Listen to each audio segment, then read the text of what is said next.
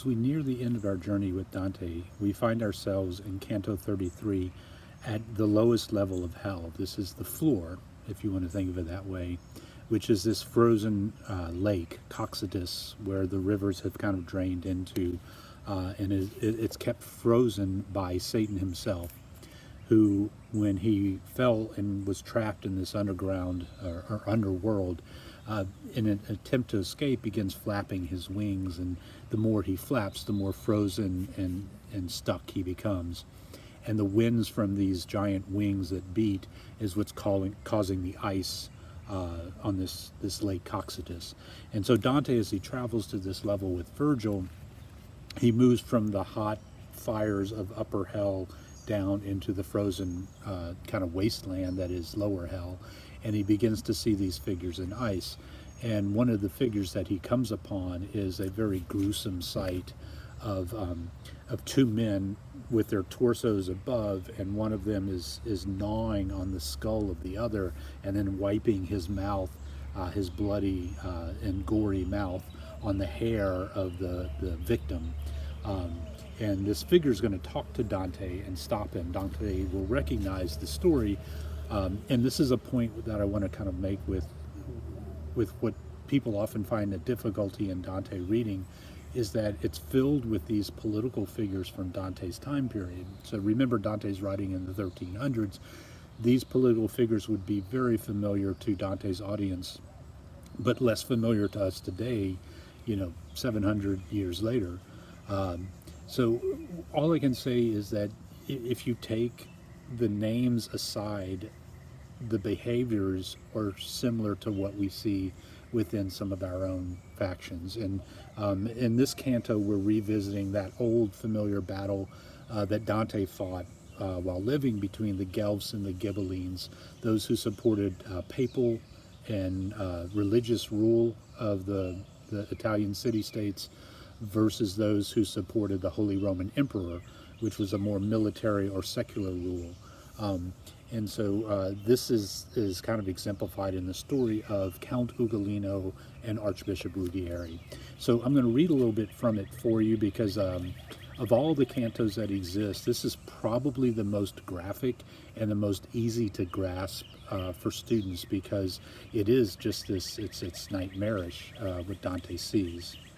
So he begins right in the middle of the gore, as a good horror story might. Lifting his mouth from his horrendous meal, this sinner first wiped off his messy lips and the hair remaining on the chewed-up skull, then spoke.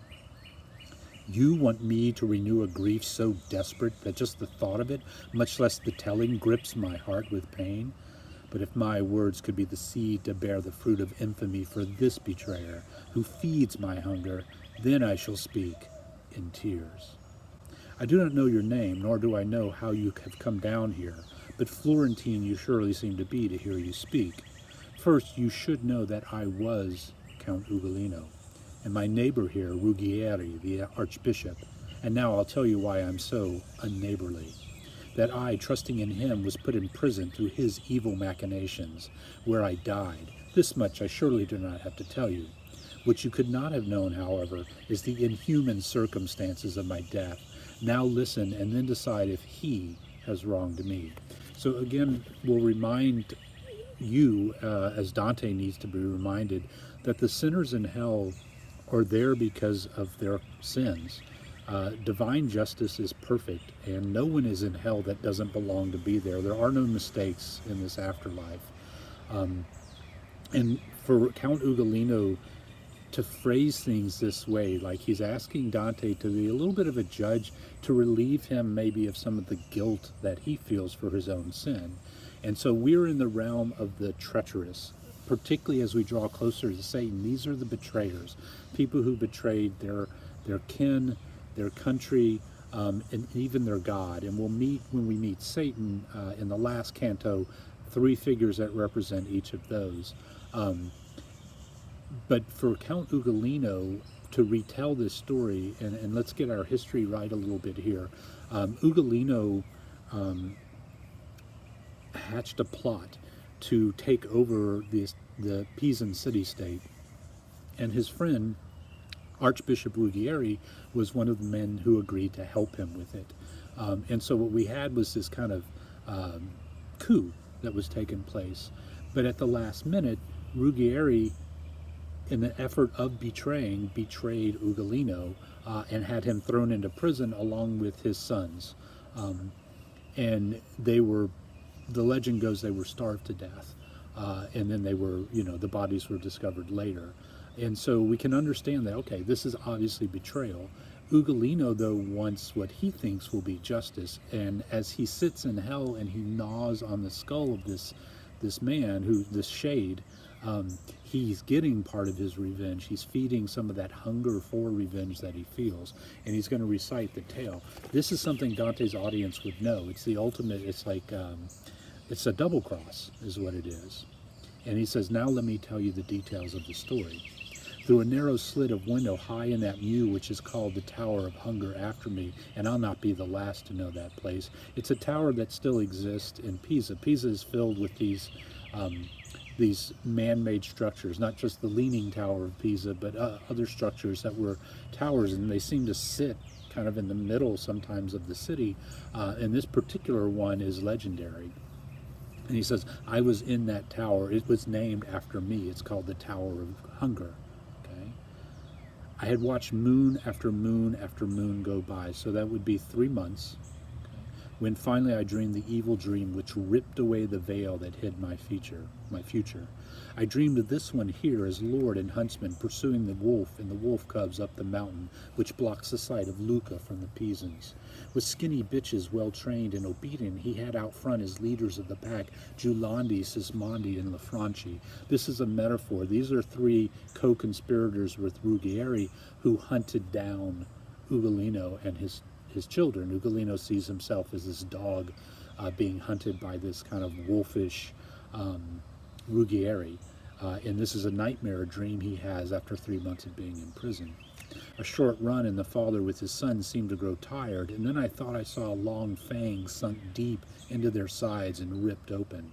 When I awoke before the light of dawn, I heard my children sobbing in their sleep. You see, they were there too, asking for bread. If the thought of what my heart was telling me does not fill you with grief, how cruel you are.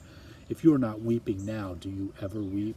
And so Ugolino addresses Dante and the audience directly, like, how can you not be heartbroken to hear that my children were there with me? And then they awoke. It was around the time they usually brought us food to us. But now each one of us was full of dread from dreaming. And then, from below, I heard them driving nails into the dreadful tower's door, and with that I stared in silence at my flesh and blood. I did not weep. I turned to stone and sighed. They wept, and my little Anselmuccio spoke. What is it, Father? Why do you look that way? For them I held my tears back, saying nothing. All of that day, and then all of that night, until another sun shone on the world. So we see the weight of this event as they now shut the doors, and Ugolino realizes they're not getting out. They're not going to feed us. We are meant to die here. And rather than comfort these small children that he says are with him, we know historically these were much older children and grandchildren he'll refer to. But knowing what is going to happen to you, and the fact that he stays silent, he offers no consolation, no comfort. It says he just sits there and quietly, and the children look at him like, what is going on? What is going to become of us? And he offers them nothing. But he does say, I turned to stone and sighed, meaning his heart leaves him. I read that as being his heart, he's hardening himself for what he must do next, but he's also hardening himself from the grief that he must hear from these children and from their lamentation. A meager ray of sunlight found its way to the misery of our cell, and I could see myself reflected 4 times in their faces. 4 children are with him. I bit my hands in anguish, and my children, who thought that hunger made me bite my hands, were quick to draw up closer to me, saying, "Oh, Father, you would make us suffer less if you would feed on us. You were the one who gave us this sad flesh. You take it from us." I calmed myself to make them less unhappy. That day we sat in silence, and the next day, oh, pitiless earth, you should have swallowed us. The fourth day came, and it was on that day that my Gato fell prostrate before my feet, crying, "Why don't you help me? Why, my father?" There he died. Just as you see me here, I saw the other three fall, one by one, as the fifth day and the sixth day passed, and I, by then gone blind, groped over their dead bodies. Though they were dead, 2 days I called their names. Then hunger proved more powerful than grief. Now, this is a very powerful, I would almost call it the most powerful line in the entire Inferno, because it gets to the core of being human and feeling wronged and not being able to let go of that anger and that feeling and that need for revenge. Ugolino is facing an eternity in the land of the betrayers. So by listening to his story, we would get the idea that he's been wronged. I mean, yeah, he had a coup, but look what was done to him. Surely he would be, further up. If he's in hell, he shouldn't be this low. Why is he on equal status with this horrible Archbishop Ruggieri? And I think the answer lies when we start to ask ourselves the question about the two types of hunger that Ugolino, or that Dante, the poet, is addressing here. The first is that bestial hunger that feeds our need as an animal to survive. We need food, we need sustenance to continue living. And so for Ugolino to make the statement, hunger proved more powerful than grief, his grief over his children, he's saying, led him to cannibalize their bodies. His need to continue living, to continue somehow surviving, even though that intellectual part of him understands that he is not getting out. He may eat today on these bodies, but at some point those bodies are going to be no more. And he will not have a food supply, and they will not unlock the doors for him. So he's still back in the same boat. So should he eat them or not? The second hunger is the hunger that's much more spiritual. And for him, it's the hunger for revenge, which I believe is the reason why he is here in hell, in this particular spot, in this particular posture. It's because he has betrayed these children, and he is using his act of cannibalism in some perverse way to take revenge on Ruggieri. And I think it's what he's pondering, and it's what causes him not to be able to respond to the lamentations of his children that surround him. I think it's that hunger for revenge that's causing him, as he gnaws his hand, he's in thought. And I think what he's thinking is, how do I get that son of a bitch back? I am so going to make him pay for this. And the only revenge that he can come up with is to make Ruggieri more gruesome to the public, the Pisan populace, than he is. And I think in order to do that, this act of cannibalism, which is the scheme that he hatches, this betrayal of his flesh and blood, he doesn't outright kill them, but to consume their bodies is his way, because he knows those doors will be unlocked. And the people who will discover these bodies will discover the gruesome nature of it. And yes, he may have been wrong to initially set a coup to take over the city, but to have Archbishop Ruggieri be responsible for the cannibalistic action, do you see how this is thought out, and this is planned, and this is premeditated, and this is exactly what gets sinners in this position in hell? And so Ruggieri is here because of his betrayal to his kin, okay? He has betrayed not only his country, but also his flesh and blood through this cannibalistic act, which feeds his hunger still and his need to gnaw on the skull of Ruggieri. He's not doing it to get revenge for the death of his children, which is what he tells Dante. He's doing it to get revenge on the man who put him there. And this makes it very, very a different light of looking at this.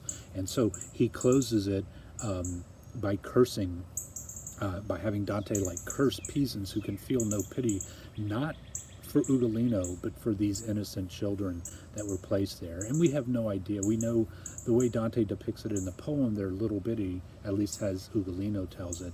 But for what we can tell historically, the youngest was probably about 15 years old, and it may have been grandchildren rather than children. So it's an interesting kind of story. Rubieri is stuck there as well. He says nothing. He returns, Ugolino returns to his horrific feast, and Dante moves on with Virgil through the rest of the canto, which I'll leave you to read. He will meet other sinners along the way, also frozen in the ice, who they're not capable of weeping anymore. Their tears have frozen shut, and so they're submerged up to their eyes with their tears weeping. And Dante has a conversation with one of the men that he recognizes there. So we'll save that for your reading. Next time, when we approach our last lecture, our last video, it will be over Canto 34, where we see the description of Satan in hell, and we'll kind of wrap things up with that edition. All right, thanks for watching. We'll see you next time.